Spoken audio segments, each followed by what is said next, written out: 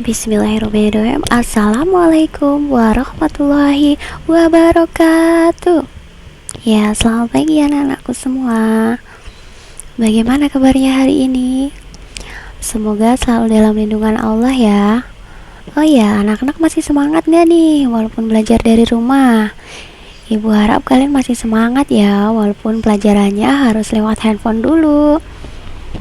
Oke, pada kesempatan hari ini, Rabu tanggal 5 Agustus 2020, pembelajaran 2 untuk akidah akhlak, kita akan belajar tentang Asmaul Husna.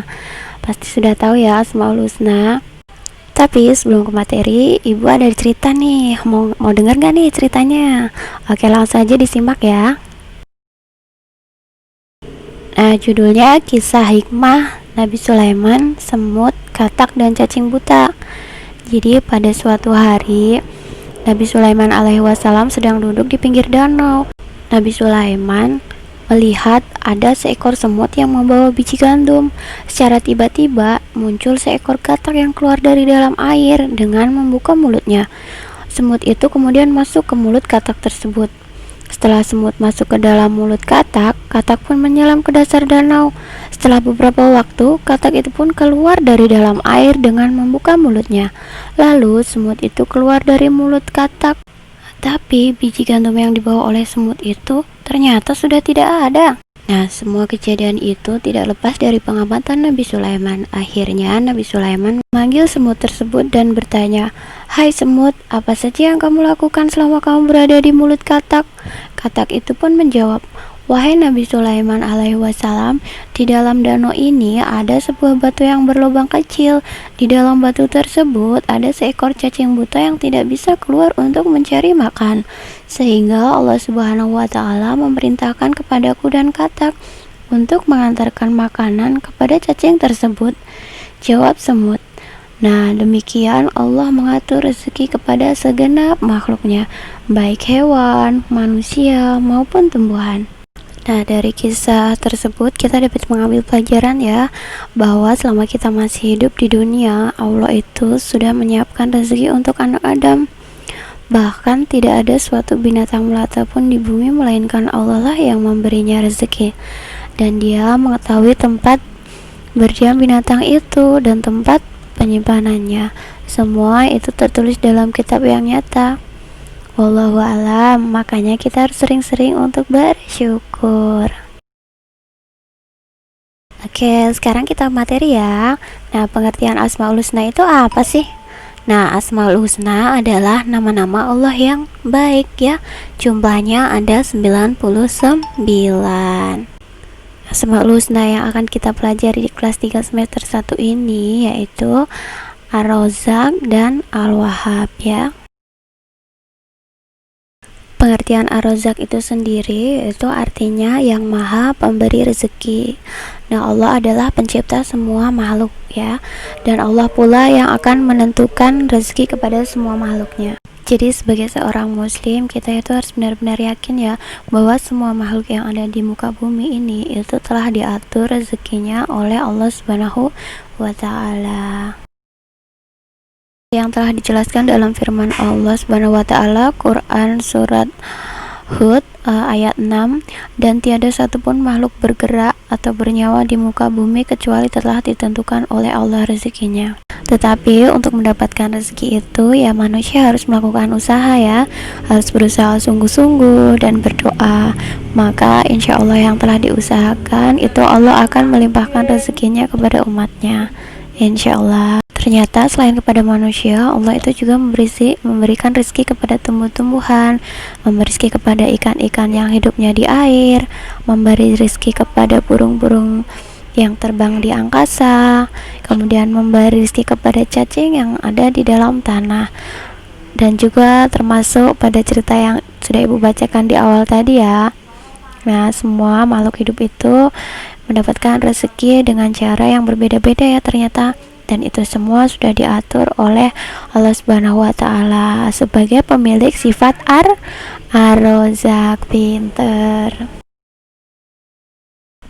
Bukti bahwa Allah bersifat Ar-Razzaq yaitu Allah memberi rezeki kepada manusia. Nah, manusia itu mendapatkan rezeki dari Allah itu bukan hanya karena harta ya, tapi ketika sejak dia di dalam kandungan sampai dia dilahirkan, bahkan sampai ketika meninggal itu pun Allah memberikan dia sebuah rezeki. Namun yang perlu diketahui bahwa rezeki itu tidak datang begitu saja. Untuk mendapatkan rezeki, manusia itu perlu berusaha dengan sungguh-sungguh ya. Nah, jadi kita sebagai seorang muslim tentunya harus berusaha dengan cara yang halal agar rezeki yang diperoleh nanti menjadi berkah. Nah, di samping berusaha, kita juga perlu berdoa kepada siapa? Kepada Allah Subhanahu wa taala agar mendapatkan kemudahan dalam memperoleh rezeki. Yang kedua, Allah memberi rezeki kepada hewan, ya seperti burung yang terbang di angkasa, ikan yang berada di dalam air, cacing yang berada di dalam tanah.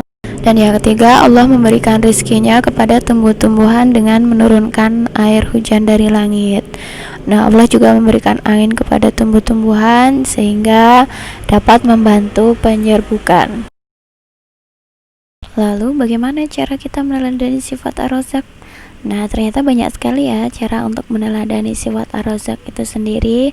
Di antaranya yaitu memberikan pekerjaan kepada orang yang belum bekerja. Yang kedua, memberikan bantuan berupa uang kepada yang membutuhkan. Dan yang ketiga, yaitu memberikan bantuan barang kepada orang yang mengalami bencana. Selanjutnya, yaitu pengertian sifat Al-Wahhab ya. Jadi apa itu Al-Wahhab? Al-Wahhab adalah asma Allah yang ke-16 ya. Jadi Al-Wahhab itu artinya Maha Pemberi Karunia ya. Allah itu bersifat Al-Wahhab, berarti Allah memberikan apa yang diperlukan manusia, baik secara jumlahnya maupun kualitasnya. Sebagaimana firman Allah dalam Al-Quran surat Sad ayat 9 yang bunyinya Am indahum kazaini rahmati rabbikal azizil wahhab, yang artinya atau apakah mereka itu mempunyai perbendaharaan rahmat Tuhanmu yang maha perkasa lagi maha pemberi.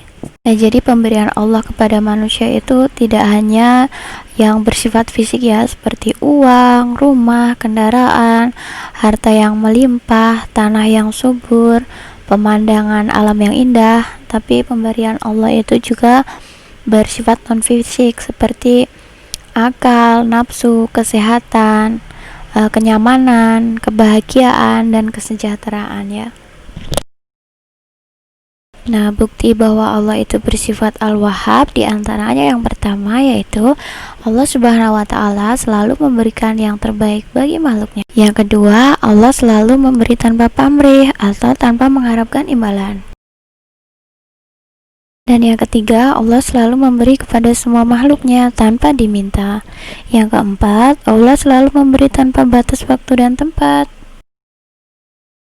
Yang terakhir, Allah selalu memberi dan akan tetap memberi yang dibutuhkan makhluknya. Selanjutnya, meneladani sifat Al-Wahhab. Nah, Allah itu sudah memberikan karunia yang begitu banyak kepada seluruh makhluknya, baik harta, akal, maupun pikiran. Maka, sebagai manusia harus meneladani sifat Al-Wahhab dengan cara yang pertama yaitu meyakini dengan sepenuh hati bahwa Allah adalah Zat yang maha memberi karunia. 2. Selalu bersyukur atas pemberian karunia dari Allah. 3. Memberikan sebagian harta yang dimiliki kepada orang yang kekurangan. 4. Memberikan bantuan orang yang kesulitan dengan akal, pikiran, dan tenaga. Nah, memberikan bantuan kepada orang yang membutuhkan itu harus dengan rasa ikhlas ya anak-anak. Nah, sekian ya untuk pembelajaran akidah akhlak tentang Asmaul Husna. Semoga apa yang Guru sampaikan bisa bermanfaat. Wassalamualaikum warahmatullahi wabarakatuh.